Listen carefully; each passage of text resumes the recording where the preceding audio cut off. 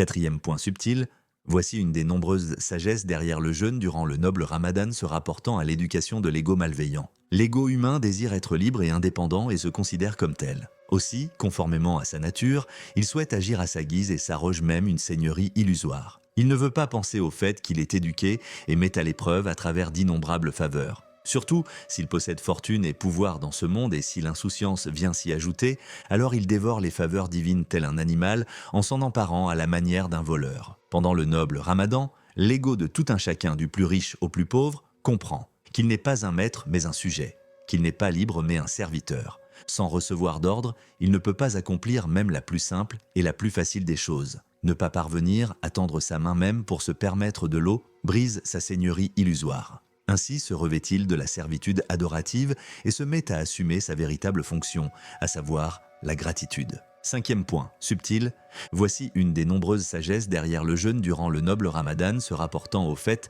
de réformer la conduite de l'ego malveillant et de le débarrasser de son caractère indocile. Avec l'insouciance, l'ego humain s'oublie. Il est incapable de voir ou ne désire pas voir la faiblesse infinie, l'impuissance illimitée et les défauts extrêmes qui résident dans sa nature. Par ailleurs, il ne pense pas combien il est fragile, voué au déclin, en butte au malheur, constitué de chair et d'os qui se décomposent et se dispersent rapidement. Il se précipite sur lui comme s'il avait un corps en acier et était immortel et éternel. Il s'abat sur le monde avec un attachement et un amour intense et une vive avidité et voracité. Il se lie à toute chose dont il tire plaisir et avantage. Un tel ego malveillant oublie ainsi son créateur qui le réforme avec une compassion parfaite. En dégringolant dans les mauvaises mœurs, il ne pense ni aux fruits de sa vie ni à la vie de l'au-delà. Or le jeûne durant le noble Ramadan permet même aux plus insouciants et aux plus indociles des gens de ressentir leur faiblesse, leur impuissance et leur indigence.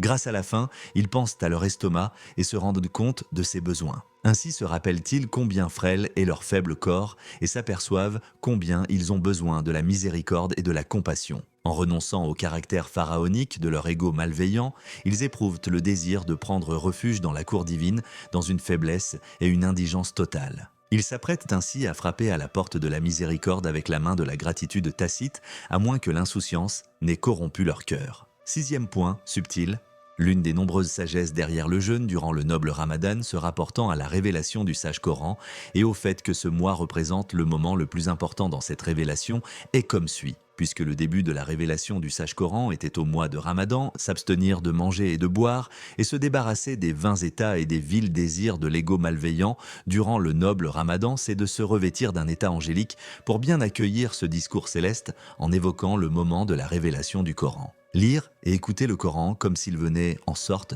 d'être révélé, écouter le discours divin qu'il contient comme si on l'écoutait au moment de sa révélation, l'écouter comme si on l'entendait du très noble messager, paix et bénédiction sur lui, ou de l'ange Gabriel, ou plutôt de l'orateur prééternel, c'est d'être l'objet d'un saint état. Le transmettre ensuite aux autres, en lui servant d'interprète, et les mener à l'écouter, c'est montrer dans un sens la sagesse derrière sa révélation. En effet, durant le noble Ramadan, le monde musulman devient comme une mosquée. Une mosquée si immense où des milliers de hafiz récitent le Coran, ce discours céleste, et le font entendre aux terriens dans tous ses coins. Chaque Ramadan manifeste d'une éblouissante et radieuse manière le verset « شهر رمضان الذي أنزل فيه القرآن » Ainsi prouve-t-il être le mois du Coran. Alors que certains des membres de cette assemblée sublime écoutent avec humilité ces hafiz, d'autres le lisent eux-mêmes. Tout comme poursuivre les vils penchants de l'ego malveillant dans une telle mosquée sacrée et sortir de cet état lumineux en mangeant et en buvant est hideux et attire l'aversion tacite de l'assemblée de cette petite mosquée. S'opposer aux gens qui jeûnent durant le noble Ramadan aussi attire